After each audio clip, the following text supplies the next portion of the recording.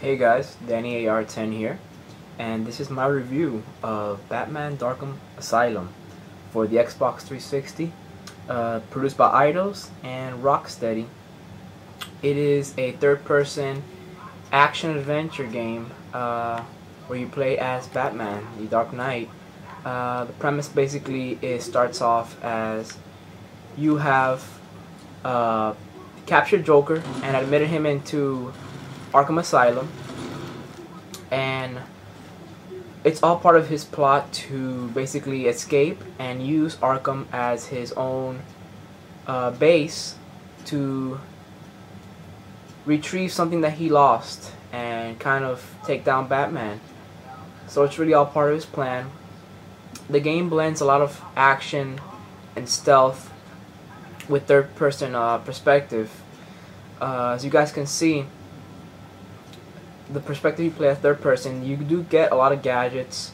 As you progress through the game, Batman unlocks new abilities, new powers, new gadgets, of course, and they're all tools that you're gonna need throughout the game to be able to progress and advance, because each tool has its own special ability. Oh, he just got shot. As you start in the game, you basically have basic moves. You have your basic combos. X is used to pull off his maneuvers. Y is used to counter the thugs' either attempts to hit you with weapons or their overall combat punches. Aside from that, you do get to start off with the normal call it the batarang. Excuse me. On the bottom left-hand corner, you'll see there the tools you've unlocked as you progress to the single player. This is a mode called challenge mode, where you're basically trying to beat your best score as far as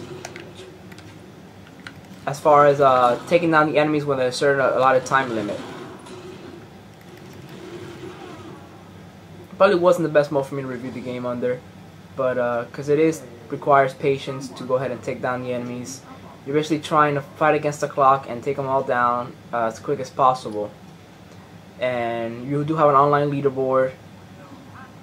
There is, I believe, 9 maps, and if you buy the 360 version, you get a free downloadable version of a map, exclusive to the 360.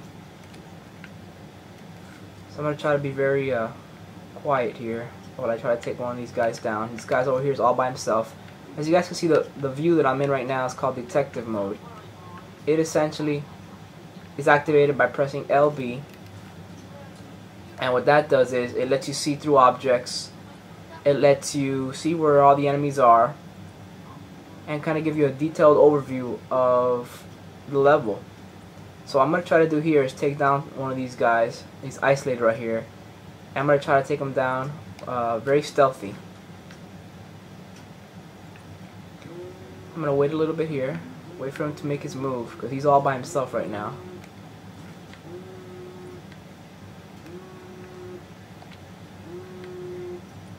You can do a drop down from here, and I can pounce on him either through the glass or with my tools. I'm going to go ahead and spray this gel that Batman has. And what that does is, once these guys are right under it, for the most part, I think this guy might die. Go ahead. Yep, one guy's down.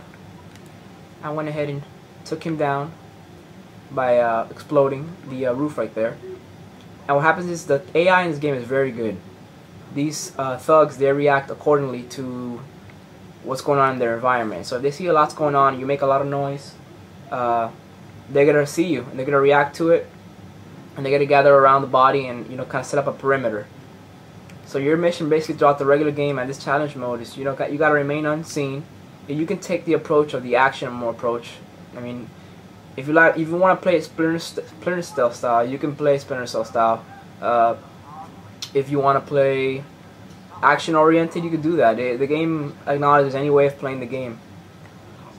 I'm gonna use one of these other things that I have, which is called the remote control batarang. It allows you to throw the bat and control it on your own in a third person's perspective. That knocks him out for a little bit. It gives you enough time to kind of head over. But these guys are all around this, so they're aware of what's going on. So I'm going to try to take them down a little more stealthy.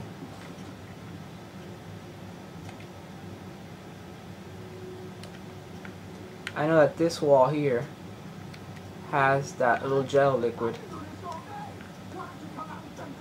so I can spray it there. Climb back up. You want to avoid contact at all times, so I'm going to hide here and blow that wall, taking down that guy. So what I'm going to do is move my way around. See, they're all gathering now, all around the guy that I just took down.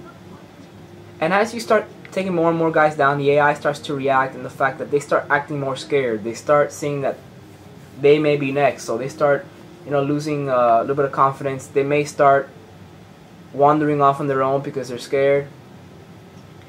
This guy right here is going to come to the top, and it is easier to take down enemies from the top because it's harder for them to climb up than it is for them to jump down to come help one of their foes. So I'm going to do a glide kick over to this guy right here and do a quick takedown, and then get out of here quickly.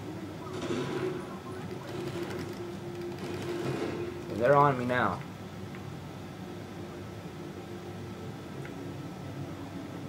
Now, throughout the single player portion of the game, there is a wide variety of levels. I don't want to steer too much from just the challenge mode. The game itself kind of acts like a free roam type game. It's not very linear in the fact that you do have missions, but there are a lot of Joker riddles to pick up and collect. There's over 240 riddles you have to solve throughout the game, and those are mere finding little Riddler trophies spread throughout the map, and finding hidden Riddler question marks that can only be seen in certain views, certain angles, and using a certain vision mode. Those are very cool to unlock, and it requires some type of, you know, thinking to find the question mark along with the little dot underneath it, because you need to pair them up and be standing in a certain angle to unlock it. It's a very cool concept. Adds a lot of replay value to the single player portion of the game. You do have the ability to free roam, like I said.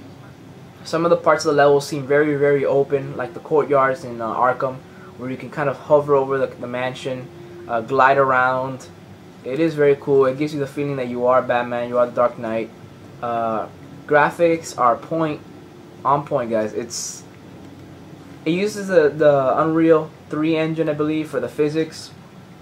But the graphics themselves are it'll remind you a lot of Splinter Cell when you first start playing. Very dark, and very good light work.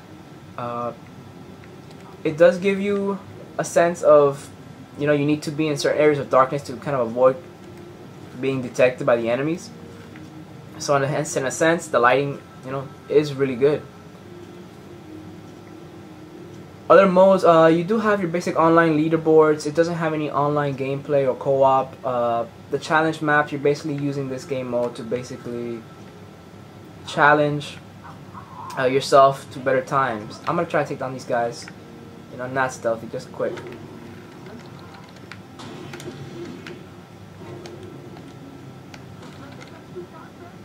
So now they're all kind of running away because they're kind of scared.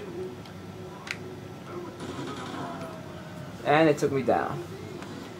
So yeah, guys, I wanted to give you guys my quick review of Batman Arkham Asylum for the Xbox 360. I would definitely say it's worth all the reviews that everyone's been giving it so far. It's been averaging about 9 and up through most popular websites, but I like to give it my own take. So I'm going to give Batman Arkham Asylum a 9.5. It is everything you need in a Batman game, and it's probably the best comic book game ever made. So I'd say it's definitely worth the $59.99. And pick it up, guys. If you have the PS3 version, you do get an exclusive character. You get to play as Joker. I did pick up the 360 version. So go ahead, guys, make your own decisions. But I definitely say it's worth the price. Thanks a lot, guys. Danny AR10 here. Please comment, rate, subscribe, and thanks for watching.